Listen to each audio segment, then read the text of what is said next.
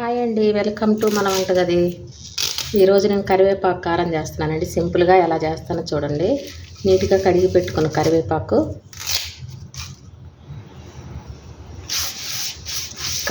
నీట్గా కడిగి నీడలో ఆరబెట్టానండి. ఆకు బాగా ఫ్రై అవ్వడానికి 2 స్పూన్ల ఆయిల్.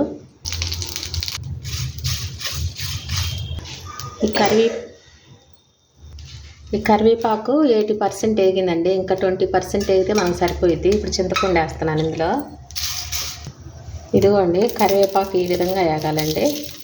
చూసారా, ఈ విధంగా వేపుకోవాలి. ఇప్పుడు దీన్ని మిక్సీ జార్లోకి తీస్తాను. ఆకు మిక్సీ జార్లోకి తీసుకున్నాను కదండి. ఇది కారం అండి, మసాలా కారం. కారంలో నేను అన్ని దినుసులు వేసి, మసాలా దినుసులు వేసి పట్టుకున్నాను. ఇది వేస్తున్నా 2 స్పూన్లు. ఆల్రెడీ కారంలో సాల్ట్ ఉంది కాబట్టి సాల్ట్ కొంచెం వేస్తున్నా. కొన్ని వెల్లుల్లిపాయలు కూడా వేస్తున్నానండి. ఇదిగోండి, కారాన్ని మిక్సీ పట్టుకున్నాం. కరివేపాకు కారం తాలింపు కోసం కొంచెం ఆయిల్, ఆవాలు, జీలకర్ర, మినపప్పు, శనగపప్పు తాలింపు వేస్తున్నా.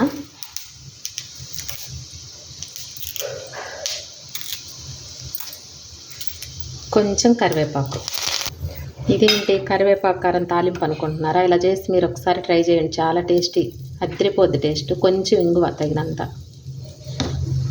తాలింపు వేగిపోయిందండి. ఇప్పుడు కారం వేసుకున్నాం ఇందులో. ఒక్కసారి ఇలా మిక్స్ చేసుకొని బౌల్లోకి తీసేసుకుందాం. కరివేపాకు కారం రెడీ అయిపోయింది. మీరు కూడా ఒకసారి ఇలానే ట్రై చేసి చూడండి.